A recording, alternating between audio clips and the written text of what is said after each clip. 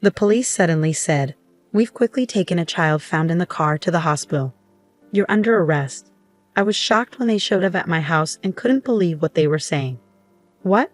I don't have a child," I replied, confused. The officer looked confused too. They said they found the car's owner through the license plate and it was registered in my name. Could this be true? I had a feeling, so I rushed to the hospital where the child was taken. There, I saw a boy about 5 years old lying on an emergency bed.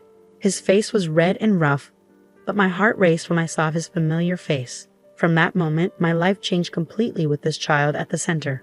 I am Emily, a 33-year-old who works from home.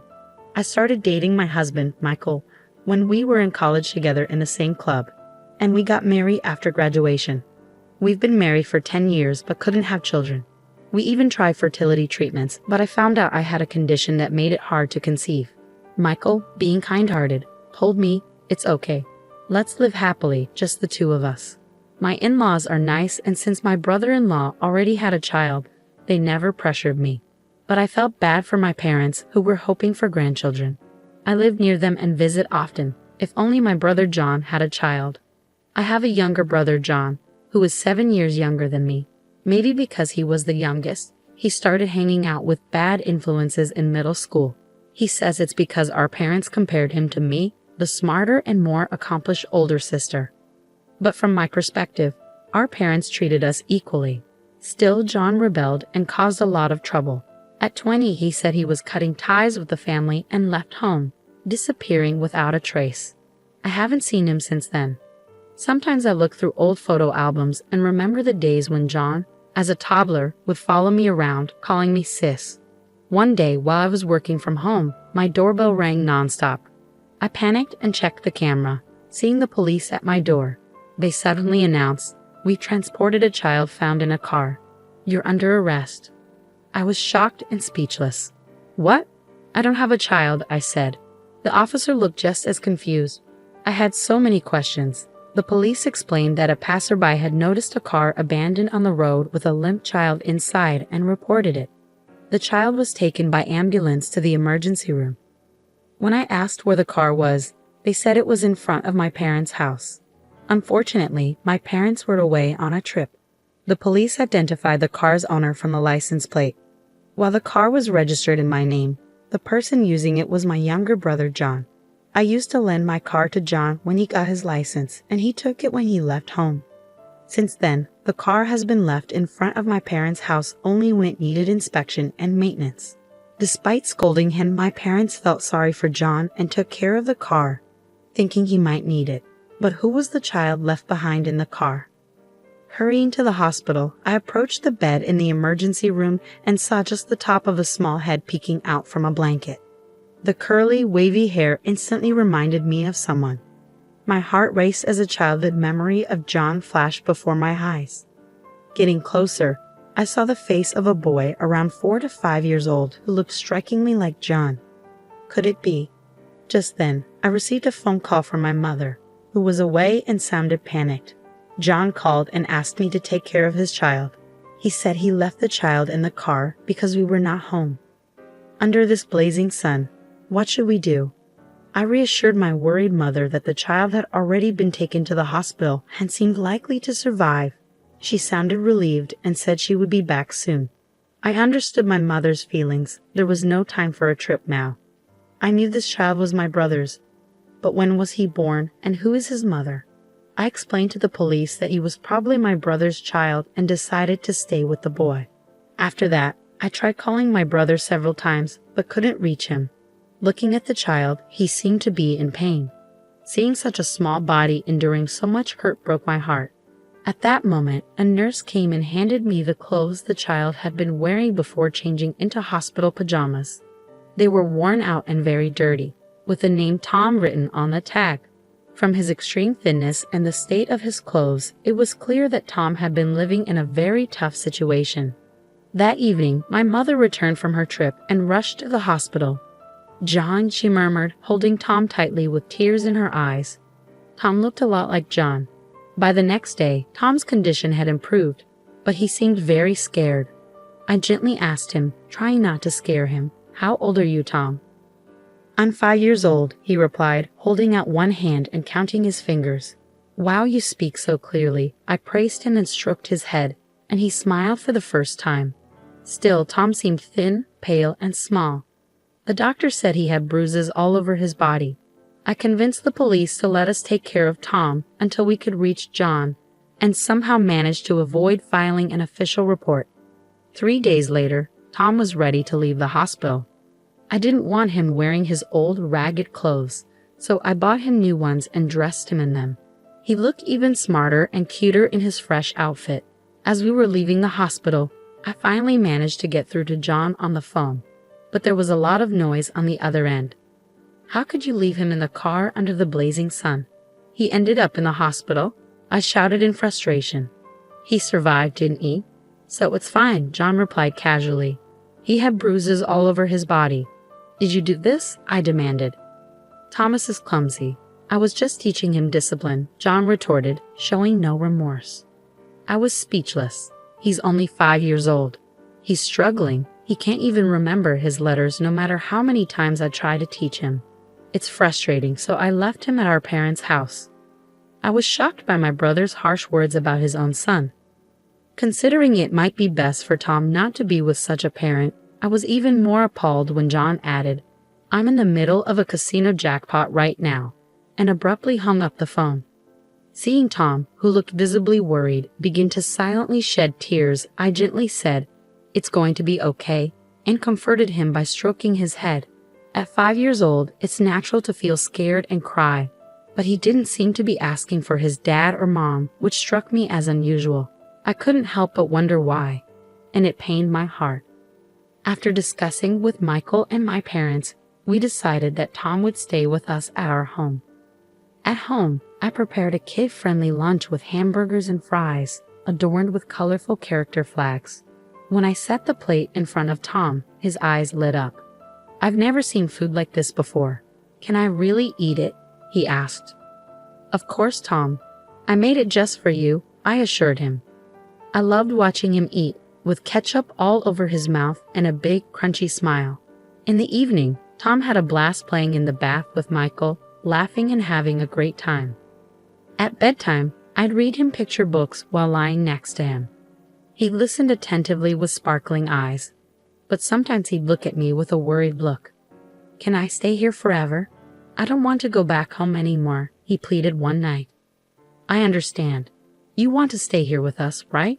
I asked gently. Tom nodded with relief, and it broke my heart to see him feeling that way.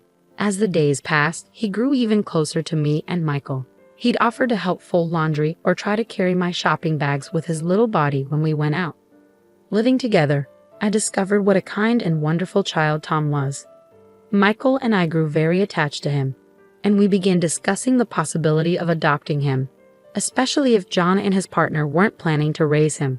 When I checked with the city office, I learned that my brother and his wife had registered Tom's birth, and according to their address records, they were living with Tom at our parents' house. We started the process of consulting with family court about adoption. About a month after Tom came to live with us, John and a young woman came to visit. Hey, thanks for taking care of Tom, lol, John said casually. I don't want to go back, Tom whispered, quickly hiding behind me. He must have had some frightening experiences. It had been years since I'd seen my brother, and he looked more confrontational than ever, with disheveled clothes. The young woman with him, who introduced herself as Riza, had multiple piercings in her ears and nose and dressed flamboyantly. How did you find out where I live? I asked, puzzled. Mom told me. By the way, sis, you're living in a nice house and having a great life, huh? I have something to discuss about Tom. Let me in, John said. I felt uneasy, but I couldn't refuse when it was about Tom. According to my brother, he had married this woman shortly after leaving home.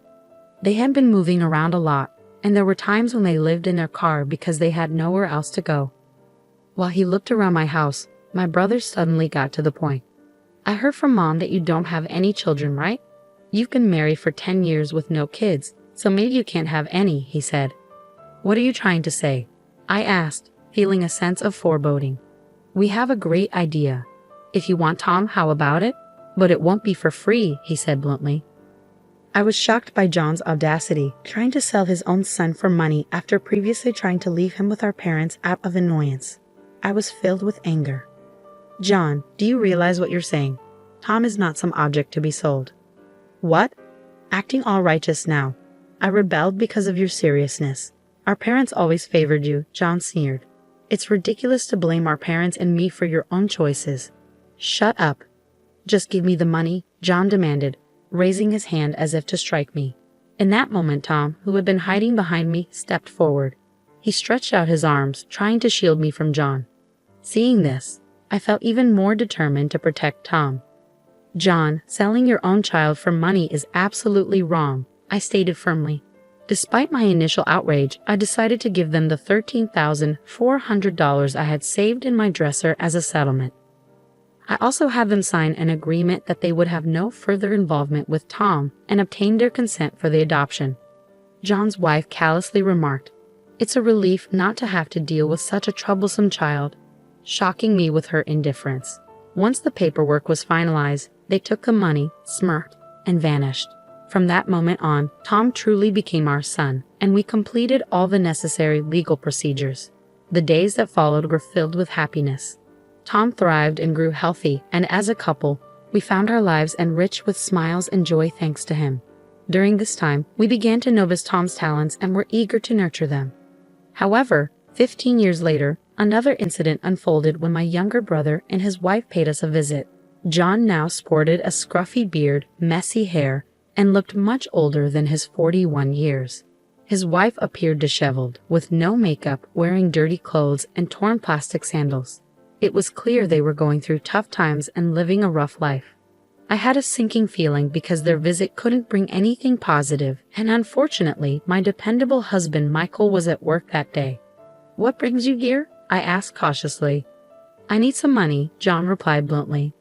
"Why should I give you any money?" I countered, feeling uneasy. "I'm surprised. I thought Tom was just a dumb kid, but he got into a top medical school, didn't he?" John said, revealing he had heard about Tom through someone in our neighborhood at a local tavern. In reality, Tom was very bright. He had excelled in school since elementary years and earned admission to a prestigious medical program right after high school. "That's no longer your concern," I said firmly. "It's a big deal. He's my son. And since he turns out to be such a great kid, I thought I'd take him back," John stated. "What?" I exclaimed, shocked by his audacity. "If you don't like it, how about you give me $33,500, John suggested. "Didn't I already give you $13,400 15 years ago?" I countered. "That's a different situation," John insisted. "I can't give you that much money," I firmly refused.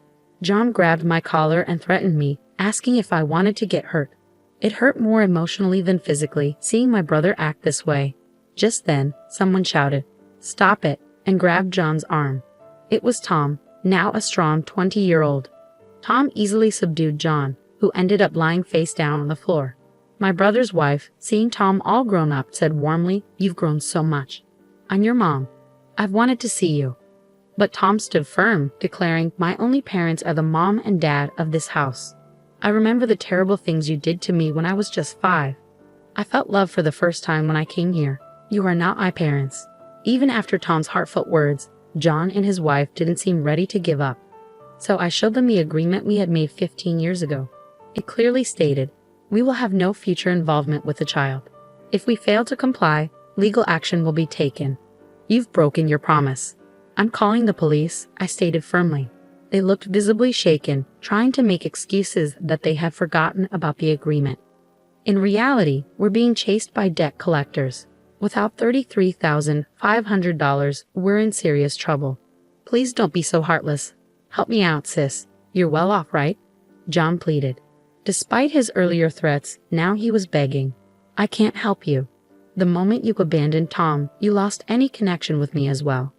You're no longer my brother," I said firmly. "Please," John begged, desperate and defeated.